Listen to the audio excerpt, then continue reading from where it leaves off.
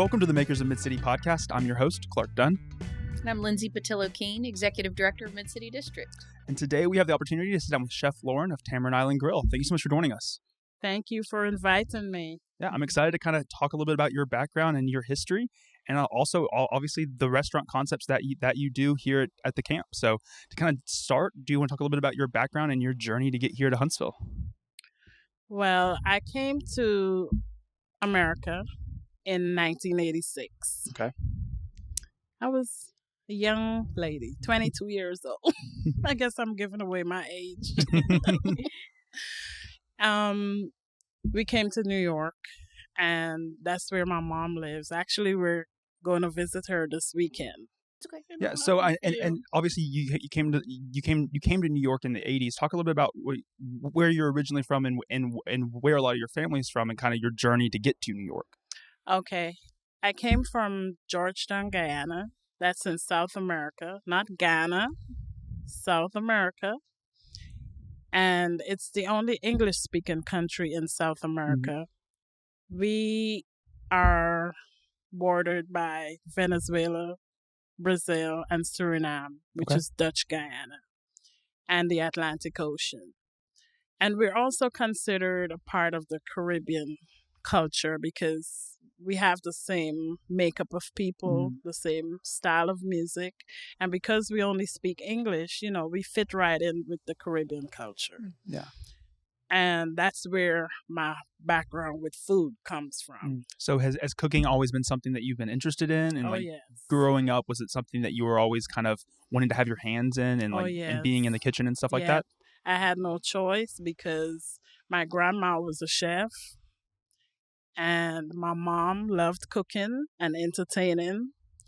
We cook, we sing, we do all of that stuff together as a family. We did all of that stuff as a family. We had lots of fun just cooking and singing and baking growing up. Yeah. And it was really fun. Yeah. And when you made the move to America and you were landing in New York, did you continue to pursue culinary stuff, or kind of what was your time in New York kind of spent doing? And then how did you obviously now go from New York to Huntsville, Alabama? Well, while in New York, my mom was very instrumental in helping me to go to culinary school because she wanted me to pursue what I liked. And I went to culinary school in Manhattan and started cooking at different places. And I landed a job at York College in Queens, New York. Eventually, I started as a salad chef, and I ended up being the head chef a few years later because the boss saw my qualities and he said, "You can do it." And he believed in me, and I was scared at first, but I went ahead and I did it. And that was your first head chef opportunity? Yes. Okay. Yes. But after a while, my husband and I, we got tired of the hustle and bustle of New York. We love New York. Don't get me wrong, we love it. But we got so tired of the hustle and bustle, and we wanted to get away from that scene. And we ended up visiting some friends and family in Huntsville. Wow. We came and we loved it. When did you first visit Huntsville and kind of, fall in love with what it is? We visited in 1997. Wow. And I think it was around August. And we, friends took us around. Yes, it was slow, but we liked it. Yeah. There were no sirens going off. Yes, it's happening now like crazy, but then there were no sirens, no taxis noise, honking, no taxis, nobody's honking at you. It was great. It was a great place to kind of just slow down. Yes. The hustle and bustle, I would assume it's nice to visit, and you love visiting, obviously visiting New York soon, but we came in August, and in October, I moved. Quick move. Yes. It was time.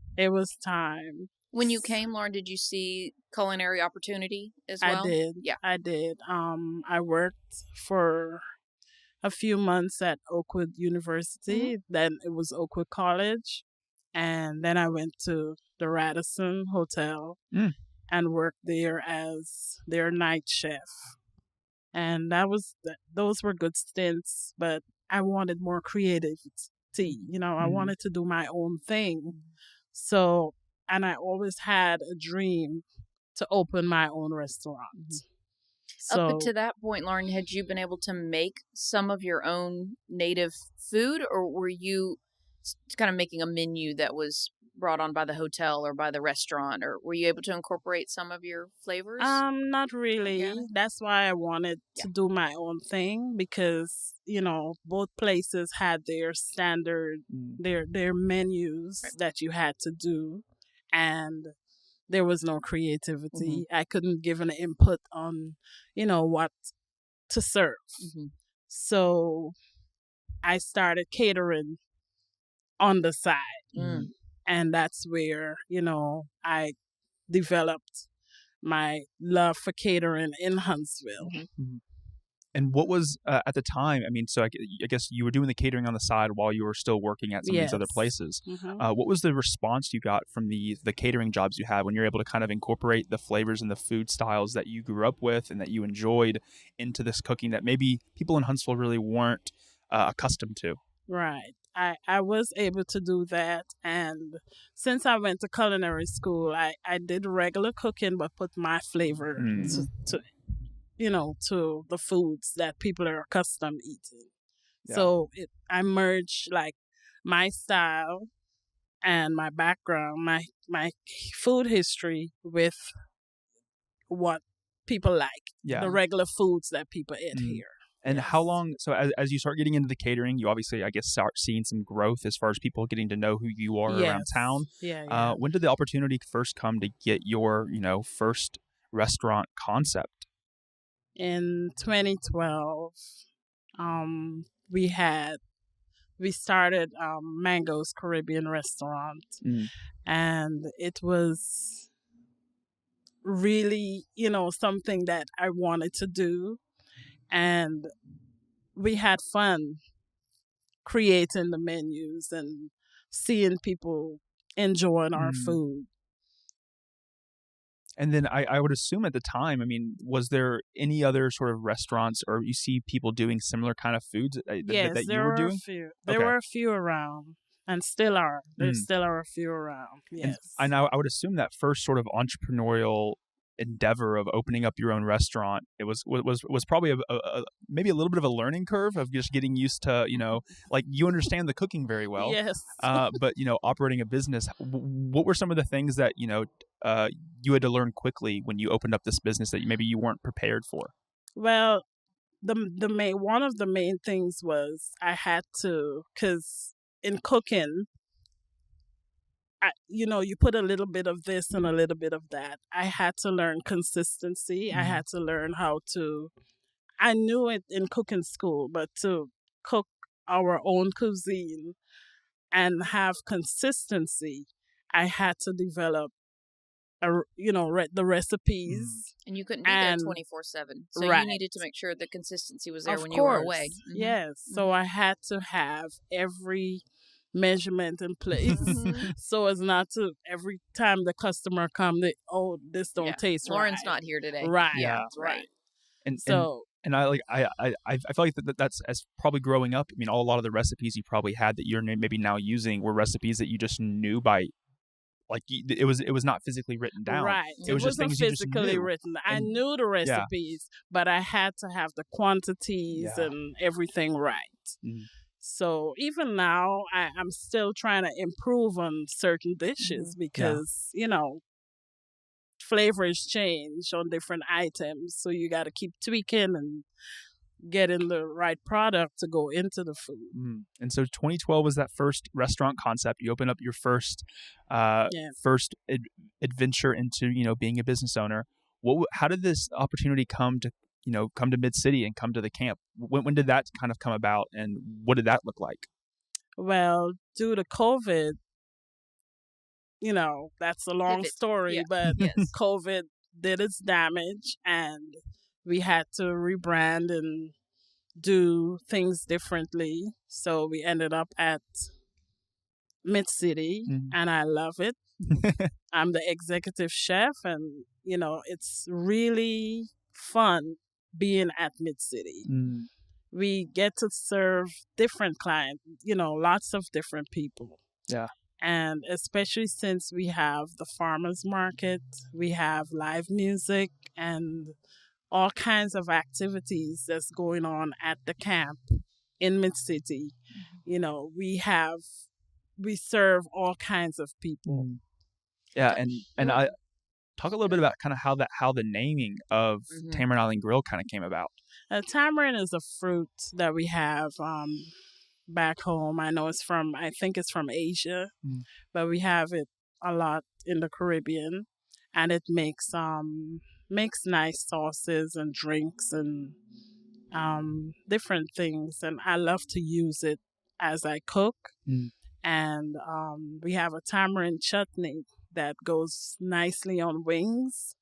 And actually, we're going to serve that sometime today. And it's really nice. Is perfection at sauces and flavors. Everything she makes is excellent, and then add the incredible sauces that she adds onto these dishes. That's one of the things that I'm passionate about making. I don't know. I just love to make sauces and soups and stews. Those are the things that I like. I like things with depth. Yeah. Not just one layer of flavor. It should have, when you eat it, you should have a burst of flavor in your mouth. Yeah. Can you talk a little bit about the menu creation and how you landed on some of your more popular dishes? Most popular dishes? Well, most of the dishes, all of the dishes are Caribbean based, and it's not from Guyanese based. Or not all of them, but like jerk chicken is from Jamaica, and most of the Caribbean we cook stewed and curry chicken because of the makeup of people that's there in the Caribbean. We have East Indians and Native Indians, like you have the Native Indians here. We do also. So those dishes play a part in our menu. Brilliant.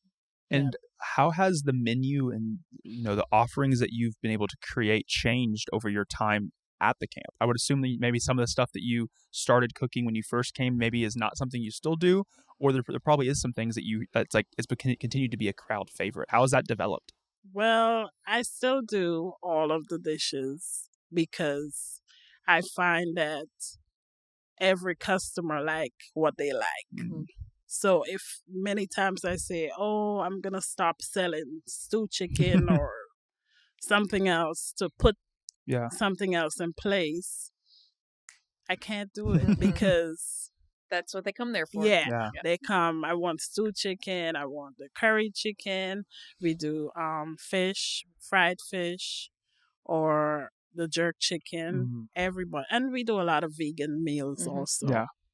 Yeah. Would you want to talk about a little bit of your most popular dishes and even catering too? Yep. The vegan meals that we do, I try to mimic the real foods that we have. So we have jerk chicken, for the regular, and we serve vegan barbecue jerk chicken. We serve vegan fried chicken, vegan mango chicken. So all these meals. And your cauliflower dishes. The fried cauliflower. So everybody they like what they like.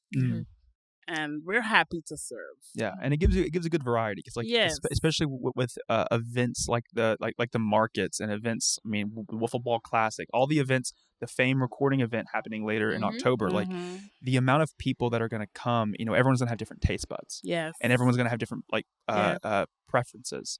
And being able to offer a wide assortment of things, and like you said, like even if it's like you don't sell it a ton, but every Sunday there's going to be a family that comes and they're going to all get this one dish. Yeah. It's like, well, that kind of makes up for, keeping it on the menu and like being able to offer it for them. What has been the response and like being able to see these, the the diversity of people that are coming and enjoying your food. What has that been like? It really makes me happy. You know, we're happy to serve, my staff and I, and we're happy. Like on Sunday, this past Sunday, we saw some men coming in the camp, and they were literally rushing to get to us. We weren't even open yet.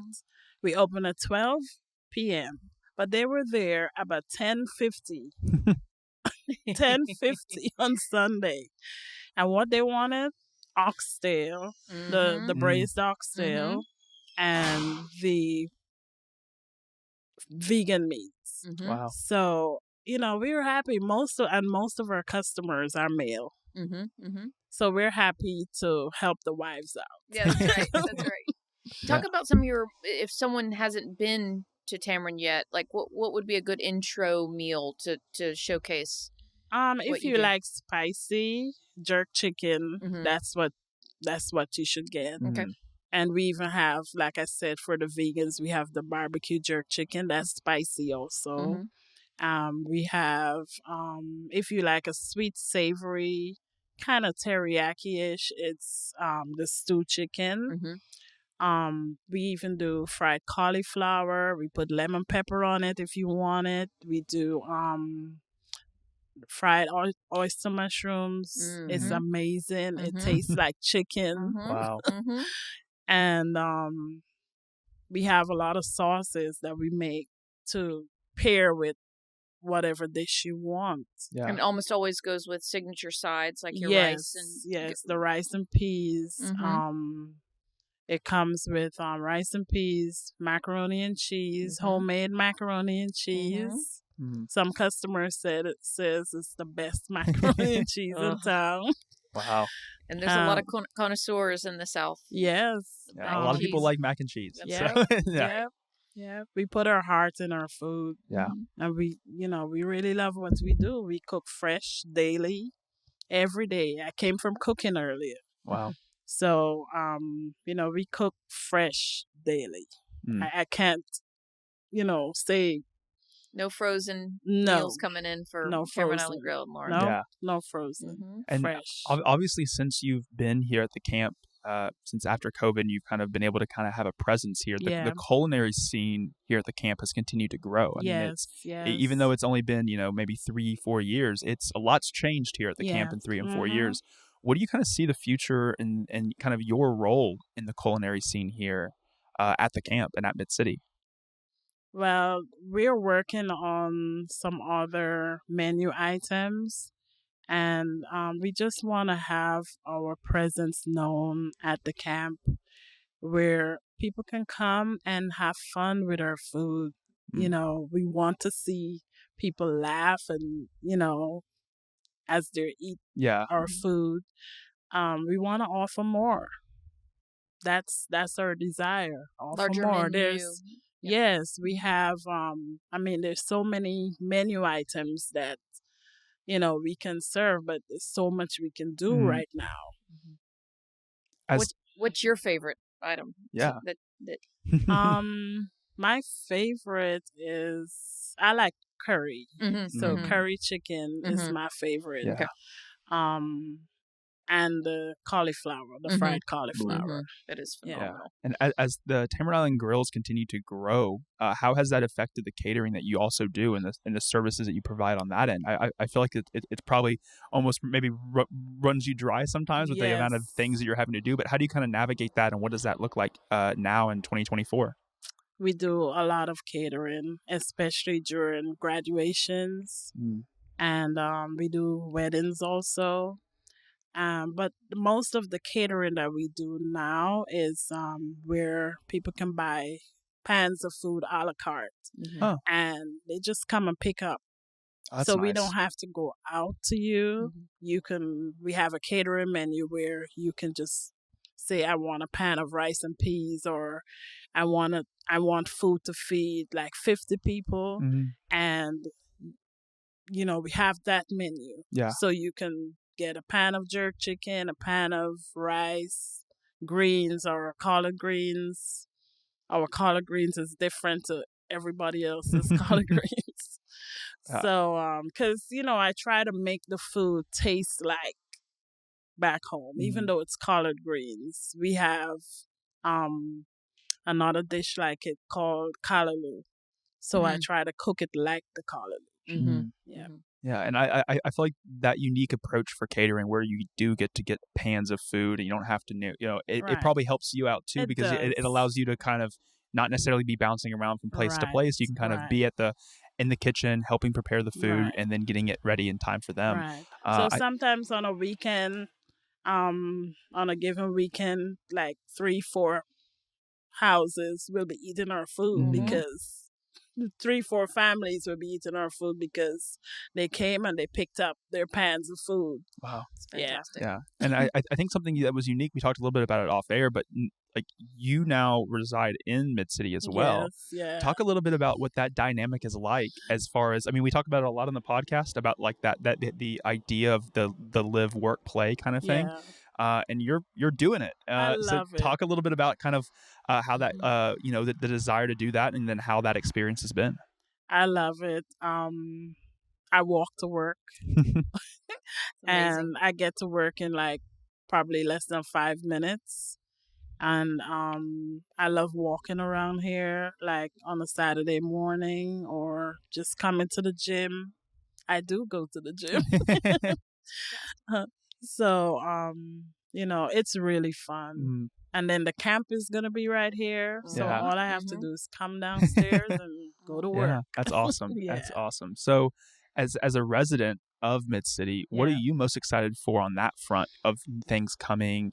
Is it that camp's going to be right next door, or is there something that you're excited for as a resident here? Because that's, I mean, we've talked with a variety of people on the podcast, but you're the first resident that we've actually talked to. So what are you most excited for on that front? One of the things that I'm excited, I'm a dreamer. My mom always says it costs nothing to dream. So I'm always dreaming big. So I know I have a lot of concepts that we can do. We can, different things that we can provide to Huntsville to showcase our cuisine. And I just see myself in a few years having different concepts in MidCity. Oh, wow. Yeah. That's my dream. Yeah. I think it's a great dream. I think it's a very doable dream. I mean, obviously the impact that Tamarind Island Grille has had is huge. And I think, continuing to develop it and expand it and grow it and have different concept is definitely, and you're in the right place to do it. I think there's a lot happening right here, but I appreciate you taking the last little bit, talking about your story and your journey to get here to Huntsville and the growth that Tamarind Island Grille has had, and I continue to look forward to the impact and the future opportunities you will have here in MidCity. But thank you so much for being here. Thank you so much. We're so honored to have Lauren and her authenticity and the flavors that she brings and her story, and she's exactly what MidCity food is all about. You can travel the globe and have the most incredible food right here in a plate in the district, and bringing your story with it is the best part about it. Yeah. Well, awesome. Thank you. Thank you. Thank you, Lauren. All right.